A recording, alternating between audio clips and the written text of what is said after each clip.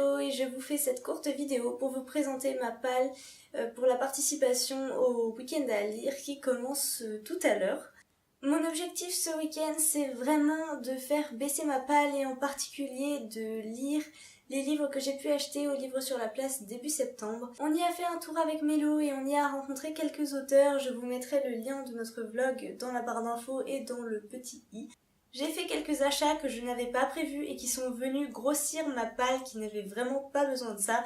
Et donc mon objectif, c'est de lire 3 livres ce week-end et peut-être, si possible, de commencer le 4e.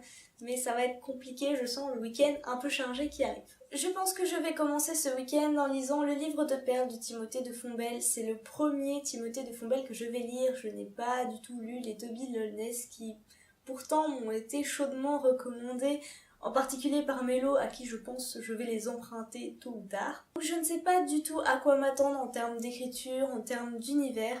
Ça a l'air assez onirique quand même parce qu'il s'agit donc d'un homme visiblement d'un autre monde qui est tombé dans le nôtre durant une pluie d'orage et qui vit une vie de fugitif. Entre réel et féerie, un grand roman d'aventure. Donc ça me fait plutôt envie, Mélo l'a déjà lu. Il est possible qu'on vous fasse une comparaison sur ce roman, donc vous ne le verrez peut-être pas passer dans le bilan de mon week-end à lire. C'est un roman jeunesse, il fait 325 pages, donc je pense que ça va aller très très vite, en 2-3 heures vraiment maximum, ce sera lu. Enfin en tout cas c'est l'objectif que je me fixe pour ce premier roman.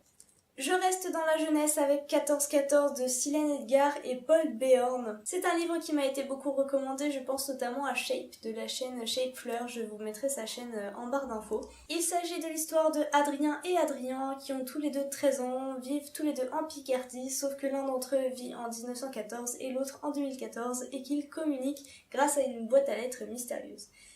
Je ne suis pas une habituée des romans épistolaires, je ne suis pas une habituée des romans historiques. Je n'ai jamais lu de Silène Edgar non plus, donc encore une fois, je ne sais pas à quoi m'attendre. Il me faisait vraiment envie et donc je vais le dévorer ce week-end, sachant qu'il fait 269 pages, ça va aller encore une fois très vite.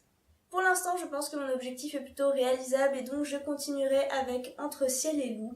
C'est un livre donc que je n'avais pas du tout prévu d'acheter, dont j'avais très peu entendu parler, mais la couverture m'a fait envie, l'auteur est super sympa et surtout la 4e nous précise que cette histoire se passe en Bretagne.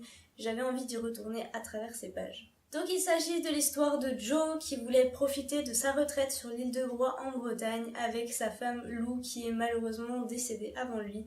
Il va donc devoir surmonter ce drame et aider ses enfants à retrouver le bonheur. Ça parle d'amour, ça parle de famille. Par contre, on m'a précisé que c'était très triste, donc je me prépare déjà à avoir mon petit moment pleurs Madeleine. Il s'agit d'un contemporain et il fait 373 pages, sachant que je n'ai aucune idée du rythme auquel je vais le lire. Est-ce que ce sera vraiment très prenant ou vraiment trop triste pour que je le lise vite? Je n'en sais rien. J'ai bon espoir toutefois de le terminer ce week-end. Si ma calculatrice ne me ment pas, je suis à 967 pages. Ça paraît énorme comme ça, mais comme il y a 2 jeunesses, je pense que ça va aller assez vite. C'est pour ça que j'imagine que peut-être j'aurai le temps de rajouter le début d'un autre livre. J'en ai 2 et je ne sais pas encore lequel je vais commencer. Soit j'aurai très envie de rester dans du contemporain et je lirai Bertrand et Lola d'Angélique Barbera. Soit j'aurais absolument envie de retourner dans la fantasy, qui est un genre que j'ai l'impression de ne pas avoir quitté depuis un petit moment, et donc je me plongerai dans L'héritage des rois passeurs de Manon Fargueton. Ils font respectivement 603 pages et 473 pages, mais j'imagine que j'en lirai peut-être une centaine, peut-être 200. Ça reste à voir et je vous raconterai tout ça dans le bilan du week-end à lire. Est-ce que vous aussi vous participez et si oui, avec quel livre? N'hésitez pas à en discuter dans les commentaires. Sinon, on se retrouve sur la page du groupe Week-end à 1000.